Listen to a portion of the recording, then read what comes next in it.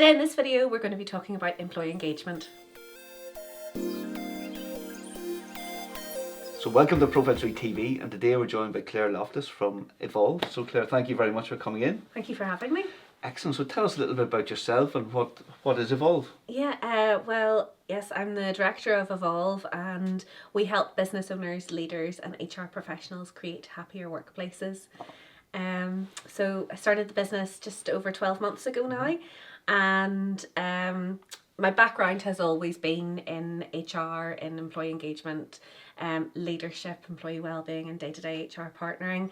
And I suppose the business has two aspects to it. So I think whenever you talk about creating these happier workplaces, it can often sound very fluffy and not very tangible for a lot of business owners, but it actually makes really good business sense because happier people attend work more regularly and are more productive. So the business has two sides to it. One side is slightly more reactionary. So it's where maybe businesses have been encountering an issue or a challenge and they're engaging our services, generally more the transactional HR stuff. And we're working through that issue with them. And then following on from that, we can look at how we can add value to the business. But we also do proactive work as well, and that's something that I'm really enthusiastic about and passionate. So these are leadership, culture and engagement programs. So they are Engage and Grow programs, which is a global organisation based in Australia, which we have the licence for here in Northern Ireland. Wow, incredible. So very exciting, amazing. And do you think companies are starting to realise how important employees are? Is that something that still you have to educate people on? Yes, I think you still have to educate, but I think they do understand, because one of the biggest bills that an organisation has is their wage cost, and that can have such an impact on your bottom line if your employees aren't actually delivering. Engagement levels now globally are really low. They went up by, I think it was 2% last year, from 13% to 15% globally. So really, in actual fact, 85% of global employees aren't actually delivering to their full potential or only delivering what's expected of them. So there's a huge opportunity there for businesses to be getting more performance, and obviously then that'll have an impact on the bottom line. Incredible. I'm shocked by that stat. Oh my word. It'd make me worried if I was a business owner. Yes. And actually the UK figures from memory are slightly lower than that as well. That they're around sort of 8%. So it is actually a big issue. Incredible. And is there ways that companies can, like ourselves, can improve performance then with Yes, absolutely. There are ways, and it's not, dare I say it, it's not rocket science either. But I suppose it's like going to the gym. You know, there are things that you need to do and you need to do them consistently. But I think to begin with, you know, taking a step back to look at really what engagement is and to really understand. So there's actually sort of three levels of engagement, and I think engagement's one of those terms that people are like, what really is engagement? And it really, it's a collection of a number of different things. But disengagement is something that you and I and your followers will have experienced possibly on a daily basis. So take for example, going into a coffee shop. I have two young kids and don't get nearly enough sleep, and you know we'll get coffee out quite a lot, and the level of service that you can get can change, you know, and quite often that is because of the level of engagement of the staff. So Gallup, which is one of a global organisation who look at employee engagement, and they do that on an annual basis. They look at employees in three levels. So they have engaged, disengaged and highly disengaged. So your engaged employees are where you want to get everyone to, but if we look at the highly disengaged, so these are the people who are really causing havoc in your business. They are being very disruptive, maybe causing grievances and issues. They have a really poor attitude. And if you imagine going into a greengrocer's to get, I don't know, your apples, they'll just buck them in the bag, and when you get home, you'll realise that you didn't get the correct change, that half your apples are bruised and, inedible. So those are your highly disengaged people. You then have your disengaged. So these are the people who are really just doing what's expected of them. They're not doing any more. 5 o'clock, they're out the door like a shot. And, they're probably scanning Indeed or NI Job Finder or whatever it might be to try and find another job. And yes, if we take the greengrocers again, you might get your apples in the bag, but that's it. It's just they're doing the bare minimum. And then you have your highly engaged employees. So these are the people who are really invested in your business.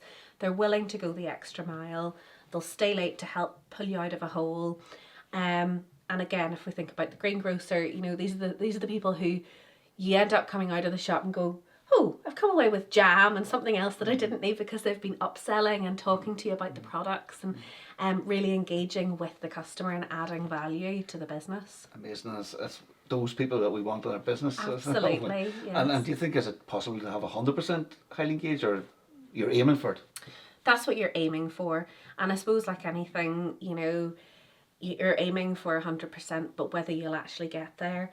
I ran an engagement program recently with a business, with a group of their sort of high potential individuals who they really wanted to foster and work on.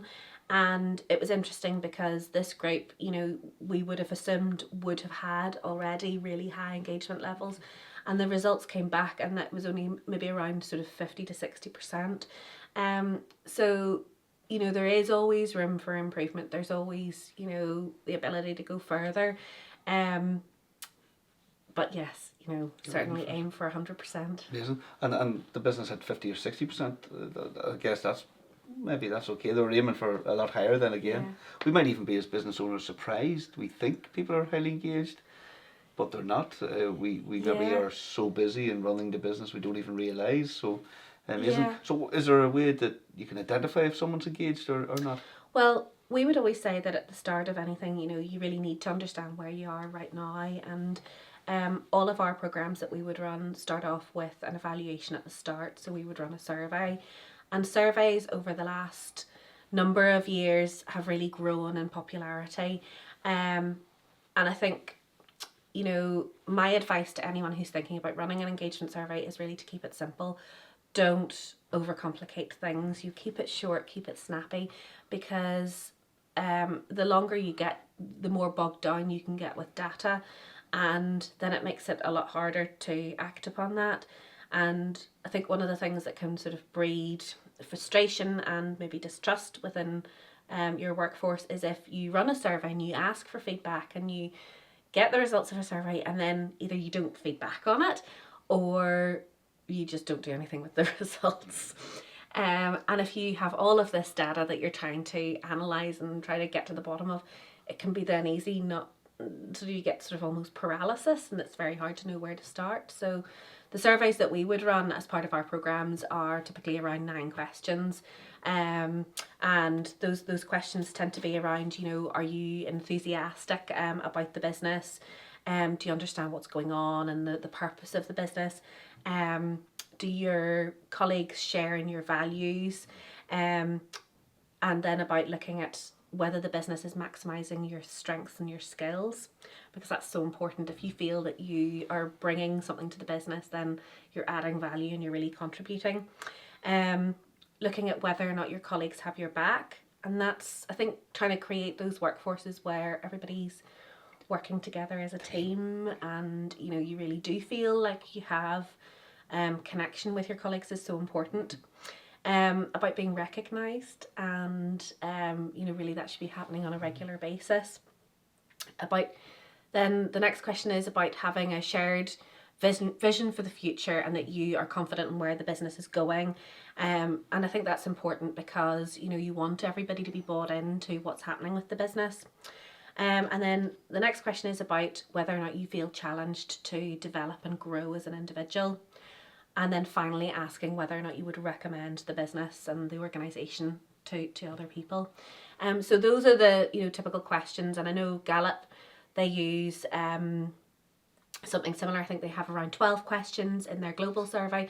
So I think trying to keep it short and snappy, but yeah, there's surveys now which are hundreds of questions. And my first impression would it be hundreds of questions? But actually, when you go through those questions there, they're so powerful, because I'm thinking, oh my word, if if we knew the answer for all of those questions from all of our staff, we'd have a really good overview of where we are in the company today. Absolutely. That's probably the easy part, though, is figuring out where you are today, then it's changing it. It's, making the change. And I think also one of the things to bear in mind whenever you're, depending on what the culture is already like in the organisation, if you already know that there's possibly a real toxicity there, is that sometimes you can run a survey and get a result and you think, okay, that's actually not as bad as I thought it was going to be. And then you run a program and, you can really see things starting to change and you can feel the difference you're creating. And when you run the survey at the end, you actually get a lower result than what you had at the start. And quite often that is because initially at the start, the employees haven't been honest. They have been fearful about actually saying how bad things are. Maybe there's a culture of blame, and you're going to get sort of hauled over the coals if you're actually honest and speak up and say, well, actually, no, this isn't a good place to work. But through doing work in engagement, then you can see that the culture is changing and the trust levels are improving. And then so you have to sort of take everything, I think, with a pinch of salt and just look at it in the whole. Amazing, excellent. I get learning so much here today. So the program then itself, then that you run, so you then try and take the employees through a program that will help position them. Maybe you also need to take the business owner through the same. Is that often the case? Yeah. So the program, typically you would do it with a management team, and the business owner would be part of that as well. And it's trying to develop. It's a very action-based program, so it's all very much bespoke and tailored around the organisation and what they want to achieve. But a big part of it is trying to build the levels of trust within that management team, and then that can filter out through the organisation. There was a study that was done by Harvard, which lasted about 80 years, and they found that the thing that makes people happiest just in life is having multiple meaningful relationships. So a big part of our program is about trying to make that connectivity between staff, because really scary stat, but we roughly spend around 90,000 hours in work as an adult. Yeah. And that's obviously going to go a lot quicker if you have good relationships and you feel happy there and you feel valued. So a big part of this is about trying to gel the team together, but also the tangible things as to what we can actually do to make this business better. Incredible. And my perception was you start with the staff, but actually I realise now you're starting with the management team, and obviously it filters down, because it filters down, yeah. Problems up there, not on the ground floor. Absolutely, because one of the biggest reasons for employees leaving is the relationship they have with their direct line manager or their boss. So it is really trying to work on those relationships. Yes. Deloitte had found that businesses who have people first, profit second approach to business were 8 times more successful over a 10-year period. So obviously businesses will go through periods of time where revenue growth is really important, and certainly if you're a startup or in that sort of period of rapid growth, you are focusing on revenue and so on, but to be able to get there, you need to have the right team in place, and you need the team to be delivering as well, because as a business owner myself, and I'm sure as well, that you can't be there all the time. You need your staff to be delivering to your customers, so you need to have trust in them, and a leader's job really is to create more leaders within the business. Yes. Excellent, and you make me think now. So leads me to another good question then. How do you identify leaders then in your business? Is that easy to do, or is there a system, or lucky dip? I don't think there is a system, but it's all about, I think leadership is about having the right behaviours and the values. And whereas a manager is generally someone who is appointed, anyone really can be a leader. So as part of this programme, you're looking at creating leaders of people who aren't actually managers of people, but they are creating the right environment, and they're stepping up, and they're being identified then as helping to push the business forward. Amazing. So there's a real fundamental difference between a leader and a manager then. In my opinion, yes, there is a big difference. A manager typically is more transactional driven, but that's not to say that they can't be a leader as well. But a leader, there's more something personal that's coming from within them. Amazing. I never even thought of that before. So I'm learning loads today.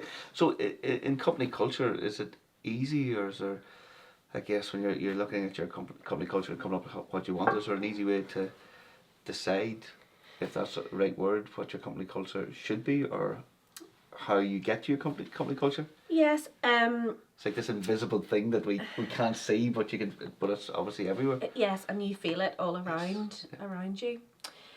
I think, as a starting point, it's probably important for the business owner or the leader to really think about what kind of organisation they are trying to create.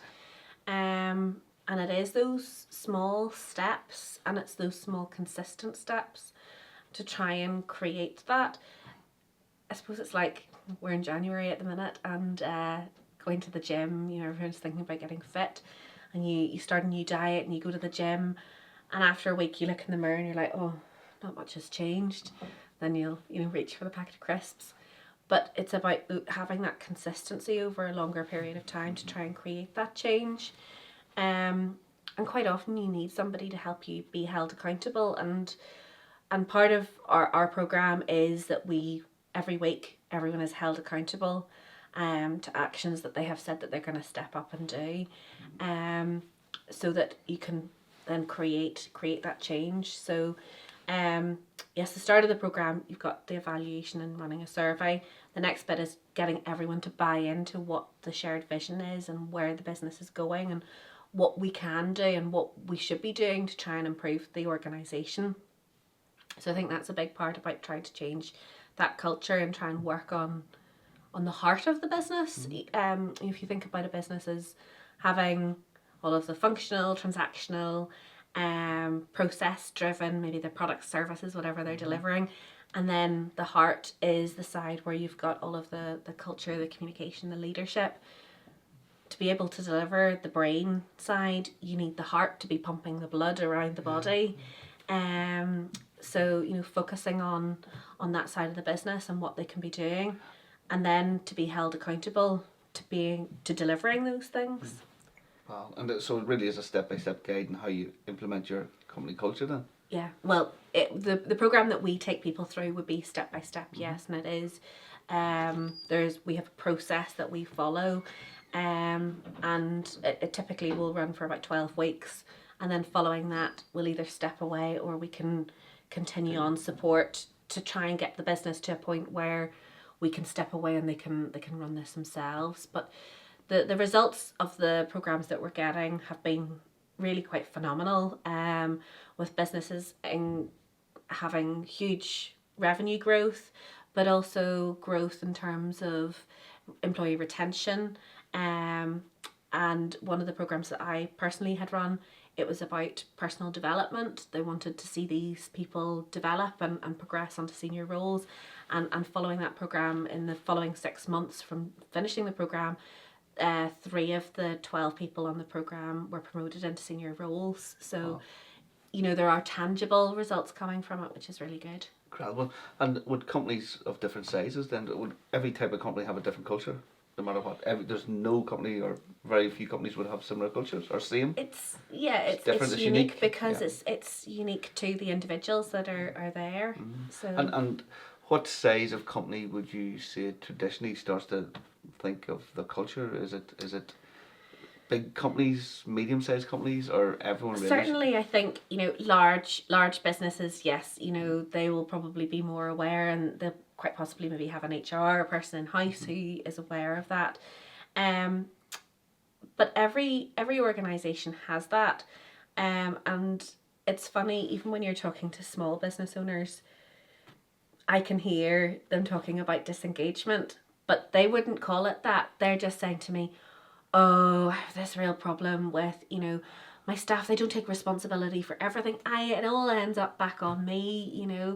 I keep trying to pass over things and it just keeps coming back. Or I've got this real problem with people being off sick and, or, people not stepping up. You hear these kinds of things, or constantly recruiting at the minute, that's how you kind of hear them talking about disengagement, so every business can be focusing on this in their own way. Potentially symptoms of a problem. Very Absolutely. Amazing. Excellent. And one thing we all want to do as well is especially in creative industries, is encourage more creativity in our teams. Is there any simple ways or easy ways to do that? Or is that part of the overall culture, encouraging them to take responsibility and be more creative in what to do? I think so. I think it's also, making sure that you create an environment where it's safe to be creative and to make mistakes. And, I think in creative industries, quite often it is more acceptable to take a bit of a risk and to do something that might be a bit more outside the box.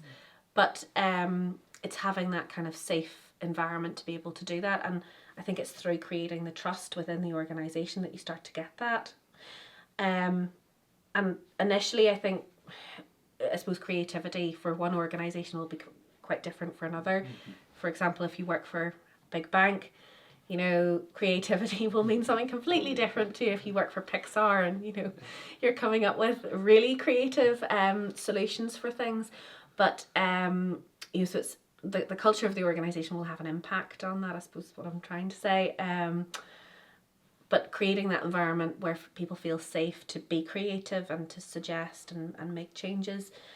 And one of the ways we look at doing that is, as I've said before, about, creating these stronger relationships. And we look at trying to encourage people to share their stories so people can connect with people on a deeper level. Mm-hmm. So I think quite often in organisations, particularly as you start to grow, I think as a startup, everything is all very collaborative and everyone's mucking in together. But then as you start to grow as a business, then you start to have more kind of departments and functions and so on, and everyone gets their own little kind of area that they work on. And then you can start to get these silos where people aren't sharing information or aren't working together. So it's trying to break that down, and quite often we'll do that through sharing stories. So this is where we would encourage the participants on the programme to share a story of adversity with each other. Because I think when you start to do that, you start to recognise everyone as an individual and as a human being, and not just John who does finance and Susan who's in marketing. You start to actually learn, Susan has a life beyond 9 to 5 in the office. You connect on a much deeper level, and it's about encouraging people to have those conversations that it probably would be easier not to have, but you start to learn more about people.